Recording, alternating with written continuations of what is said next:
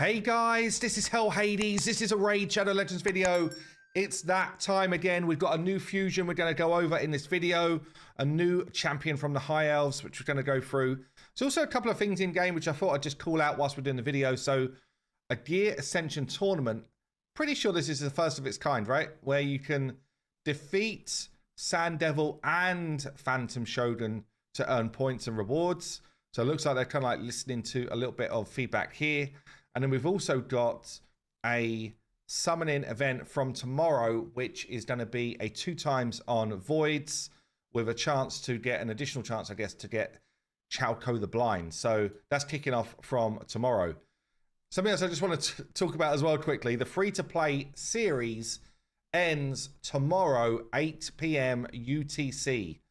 So my free-to-play account is coming to a close. It's been a crazy 3 months, honestly, where I've been grinding harder than I've ever ground before, or if that's the right terminology.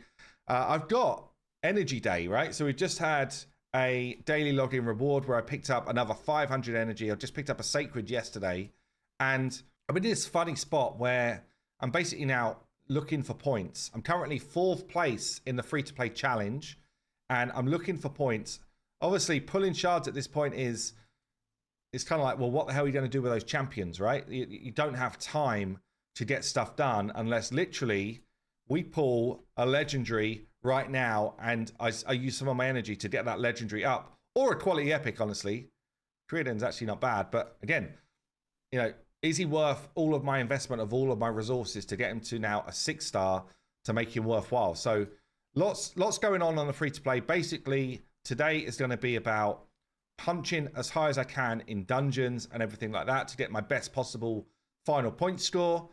And I spoke about it recently, but I'm also going to be pushing for an Ultra Nightmare team to see if I can get somewhere near Yakati here, who is absolutely crushing it on Ultra Nightmare Clan Boss. Look at this team, actually.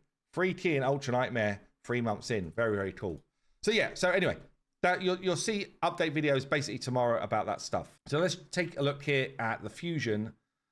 Lysanthir, Beastbane, Lysanthir. Let's have a look. Got like the lion crest on the front. High Elf Legendary Spirit Affinity Champion. Cool staff. Cool visual. Nothing too mental for raid, but pretty cool. I like it. I like it a lot. Okay, let's check out the actual champion then. Is this going to be one of those must-gets or do it if you want to do it type of vibes, right? So let's see what Raid have got to say about the champion as well quickly. So we've got here, hey folks, from Monday the 7th of April, so this coming Monday, we're planning to launch a mixed fusion event of a new champion. So mixed fusion basically means that you'll be collecting fragments to collect the epics, and then you forge those epics into the legendary, or fuse, sorry, not forge, wrong game. Okay, we've got a defense-based champ, Spirit Affinity. Lysanthir Beastbane is a Hydra damage dealer specializing in countering Devour and rescuing allies. Interesting. Okay, so it looks like another Hydra-based champion. We are getting quite a lot of Hydra-based champions right now, but let's see if there's a bit more variety in the kit here. Echo Bolt, double hit. First hit places Hex, or chance to place Hex, does book up to 100% for 2 turns. Nothing about the second hit. And then places increased crit damage for 2 turns on this champion as well. Kind of nice A1 though. Hex and crit damage for yourself. Not bad. Wily Hunter for the second skill. Again, a double hitter. So everything is actually 2 hits, which means that for finite, kind of okay in terms of breaking shields. 20% chance of repeating the attack on the A2. Books down to a 3 turn. No extra chance in books. So 20%, I mean, a 1 in 5 chance he's going to do it again, which means that, or is it he? I think it might be he's going to do it again.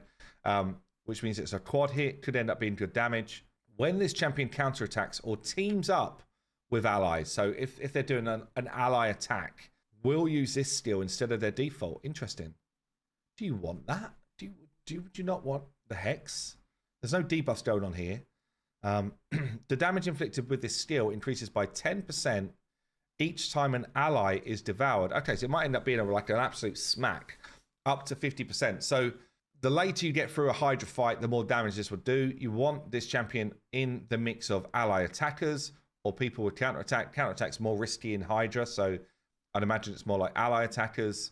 It's interesting. I mean, more damage when heads are devoured. You just got to hope this champion's doing crazy damage by the time this ramps up. You've then got Runed Snares. So this is a 5-turn, books down to a 3.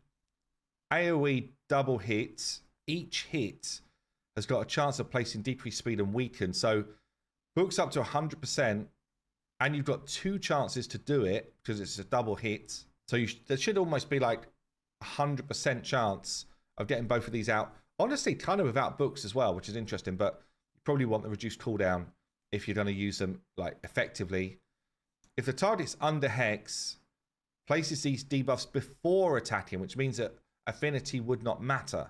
It's kind of old schoolish because, you know, the decreased speed is not really where it's at nowadays with heads coming back immune to damage.